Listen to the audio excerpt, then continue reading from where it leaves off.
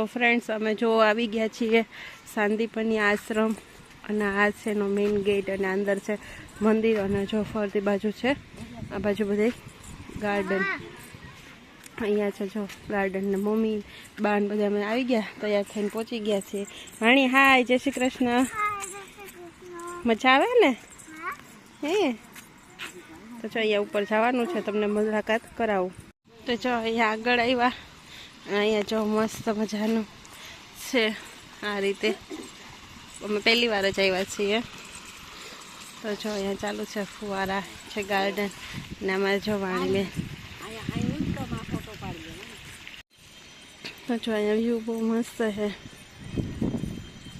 છે ને મંદિર તો અંદર ફોટો લેવાનું મનાય છે પણ હું બહારથી તમને બતાવી દઉં છું જો શ્રી હરિ મંદિર તો આપણે એટલા પગથિયા ચડવાના છે જો અહીંયા મંદિરના પાછળના ભાગમાં અહીંયા ગુરુકુળ છે તો અહીંયા ઘણા બધા અલગ અલગ જગ્યા છે તો જો સાંદીપની ગુરુકુળ છે પાછળ અંદર ફોટો લેવાની મનાય છે પણ બહાર જો ફરતી બાજુ છે ને મસ્ત હરિયાળી છે પોરબંદરની અંદર આવેલું છે અને અમે આજે કરવાના છીએ પોરબંદરની ટ્રીપ તો અમે તમને બતાવશું એમાં બધું અલગ અલગ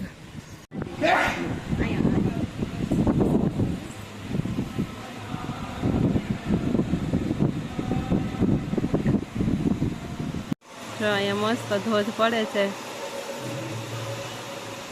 અને જોવા જેવું મસ્ત લોકેશન છે જુઓ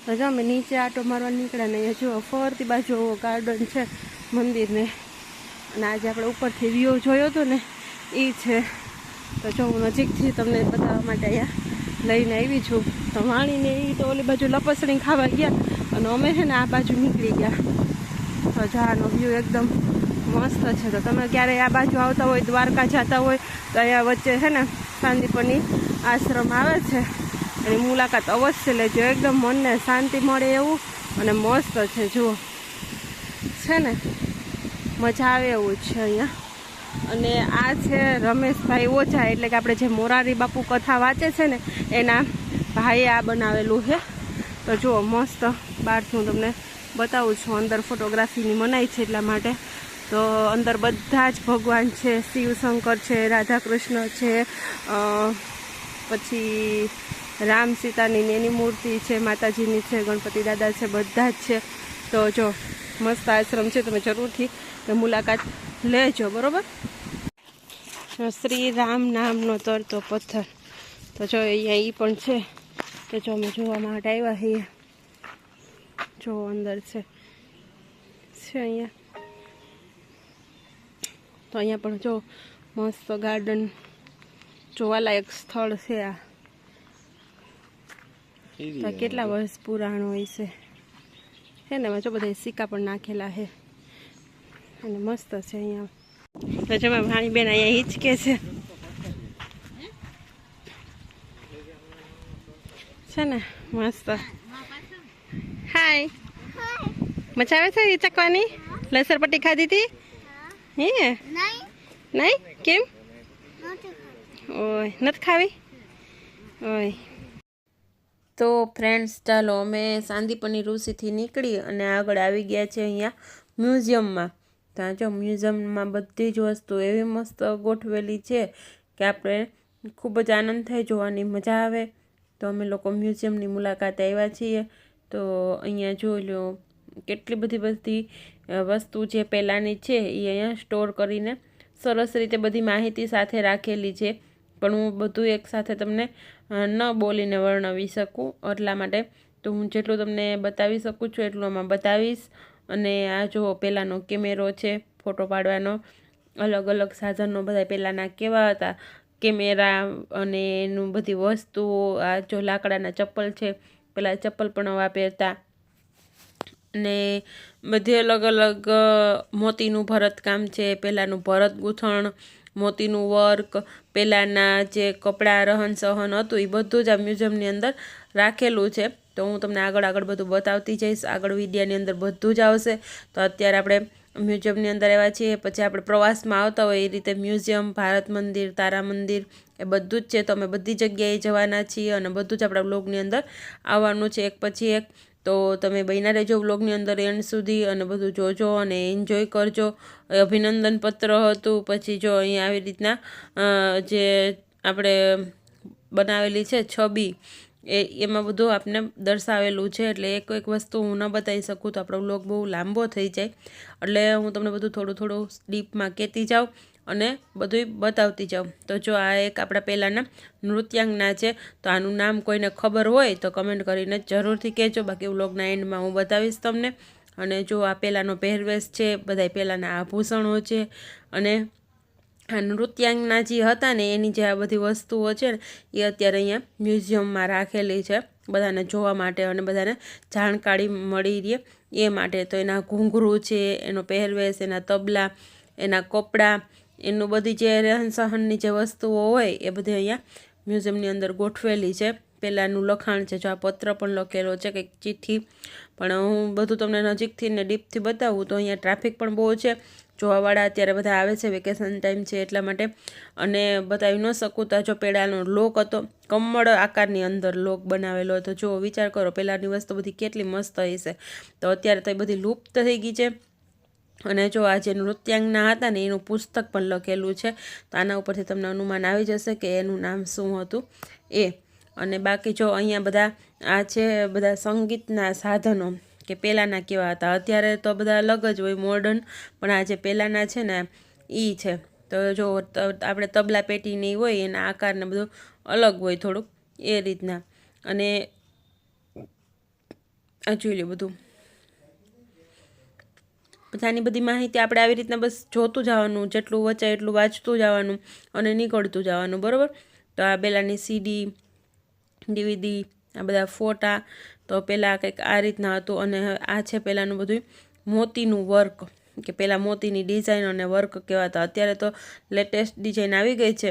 પણ આ જો પટ્ટી છે, તોરણ છે, ડબલ થરના તોરણ હોય, કાંધીના હોય, આવી રીતના આખો ચાકડો દિવાલનો ભરેલો હોય મોતીનો.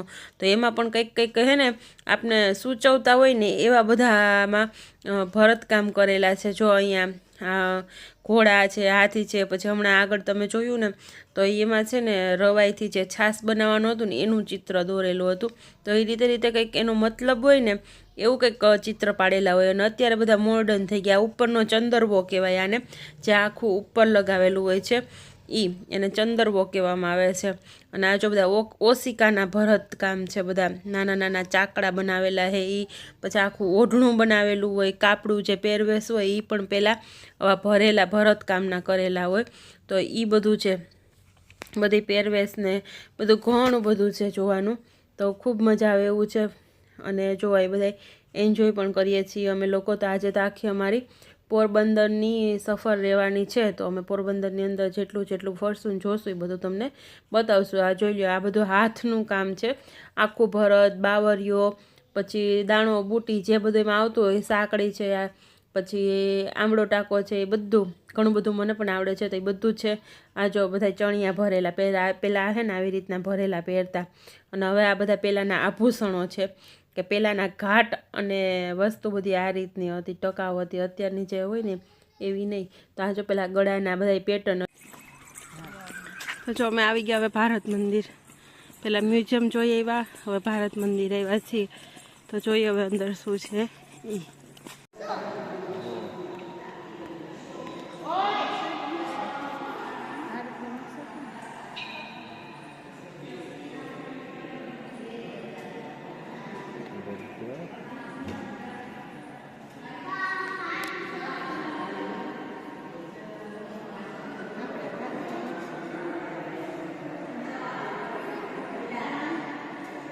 તો અહીંયા જો ભારત મંદિરની અંદર છે આપણા ભારતનો નકશો. અને આ રીતે જો પાણી ભરેલું છે. પહેલાં શાયદ આવું નહોતું, પણ અત્યારે ઘણો સુધારો કરેલો છે.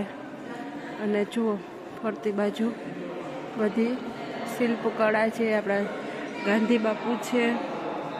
અને અહીંયા બધું જો લખેલું પણ છે, બરાબર. ફરતી બાજુ છે. ઘણા બધા ટુરિસ્ટ છે અત્યારે અહીંયા જો. વાણીબેન ને બા ને જો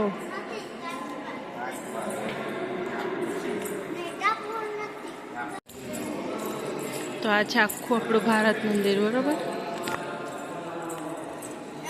હા, ભારત મંદિર જોઈ અને હવે અમે લોકો આવ્યા છે અહીંયા તારા મંદિર જોવા માટે. તો જો પહેલાંનું છે એવું જ છે, થોડા ઘણા બધા સુધારા વધારા થયા છે જ્યારે અમે નાના હતા અને પ્રવાસમાં આવતા હતા ત્યારથી. તો જોઈએ આગળ આપણે. ઓલું મંદિર એ મસ્ત હતું, અહીંયા મજા આવી. અંદર તારા મંદિરનું છે, આમાં બતાવશે આપને. એટલે બધા લાઈનમાં ગોઠવાઈ ગયા છીએ.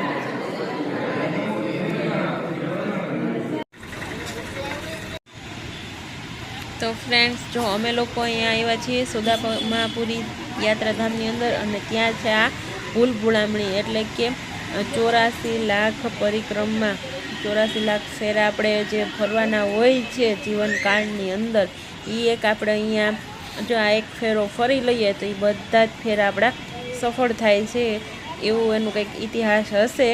આપણે કહેવાય ને પરિક્રમા 84 લાખ ફેરા ફરવા પડે છે જીવનની અંદર, ત્યારે પાછો એક મનુષ્ય અવતાર મળે છે.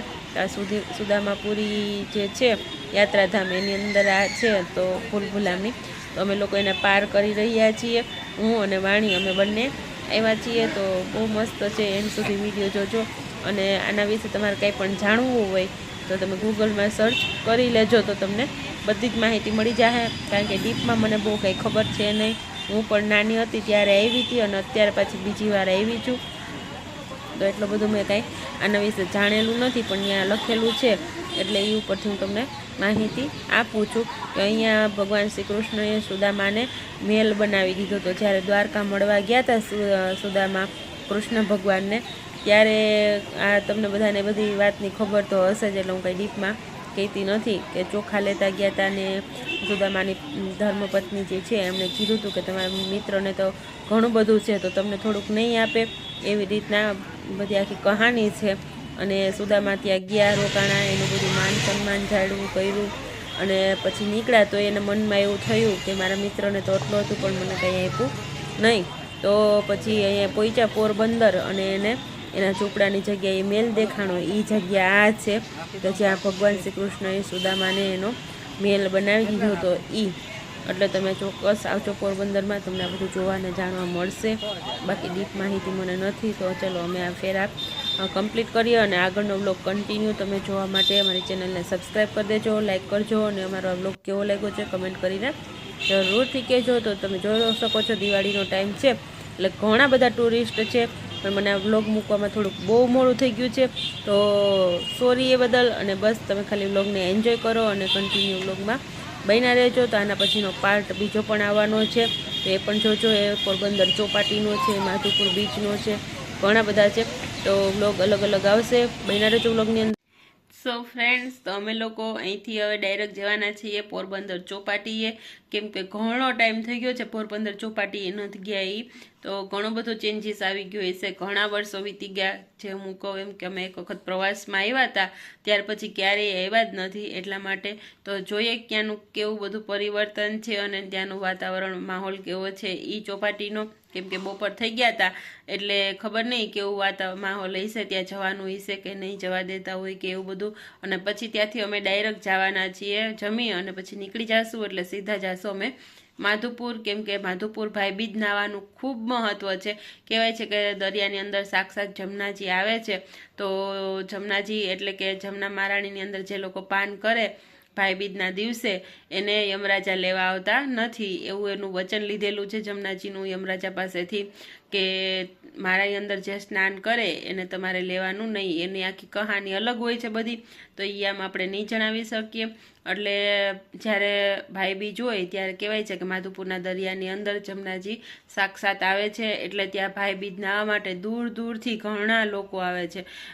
અને કેટલું બધો ટ્રાફિક હોય છે એ હું તમને આજે બતાવવાની છું આની અંદર, તો બ્લોગની અંદર બન્યા રહેજો. અમે લોકો પણ આજે ફર્સ્ટ ટાઈમ ત્યાં જવાના છીએ, અહીંથી નીકળીએ છીએ. ચાઈને અમે નથી જતા ક્યારેય, બાકી અમારે કેશોદથી પણ નજીક જ થાય છે, પણ નથી જવાનો વારો આવતો. પણ આજે અમે રસ્તામાંથી નીકળશું તો એનો લાવો, અનેરો લાવો છે એ અમે અચૂક લેવાની જવાના છીએ, તો અમે પણ ત્યાં ભાઈ બીજનું સ્નાન કરવાના છીએ.